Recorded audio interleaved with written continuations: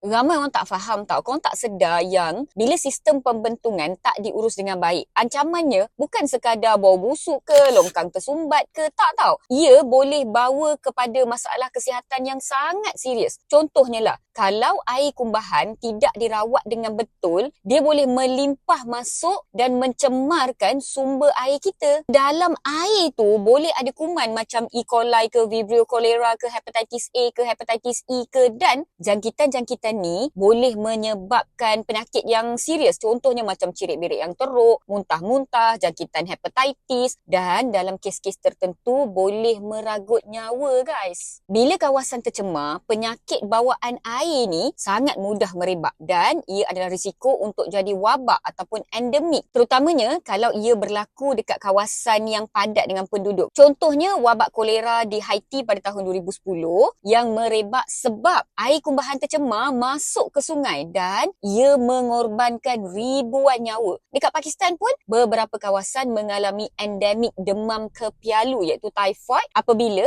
paip kumbahan bocor dan ia mencemarkan sumber air dekat situ. Jadi kat Malaysia, guys, kita sangat beruntung sebab kerja penyelenggaraan sistem pembentungan awam ni dijalankan oleh Indah Water Consortium Sdn Bhd ataupun kita kenali dengan nama IWK. So IWK ni diorang mengurus lebih 9,260 loji rawatan kumbahan dan stesen pam serta lebih 22,000 kilometer rangkaian paip pembentungan bawah tanah. Setiap hari mereka merawat lebih 7 bilion liter air sisa. Biarpun kerja-kerja diorang di belakang tabir tidak kelihatan, tapi pekerja IWK inilah hero yang menjaga sistem pembentungan kita demi kesihatan dan keselamatan kita semua. Mereka ni bekerja dalam keadaan 3D, dirty, dangerous, difficult, iaitu kotor, berbahaya dan sukar. Mereka terdedah kepada bahan buangan gas toksik, jentera berat, ruang terkurung dan semua ni adalah diorang punya occupational hazard yang boleh menyebabkan banyak masalah macam keracunan gas, jangkitan kulit, masalah pernafasan, kecederaan serius, bahkan risiko kehilangan nyawa untuk mereka yang berada di barisan hadapan dalam menjaga sistem pembentungan negara. Diorang bertarung nyawa buat semua ni demi memastikan air kumbahan terawat yang dilepaskan kembali ke alam sekitar adalah selamat, tidak mengundang penyakit untuk kegunaan kita dan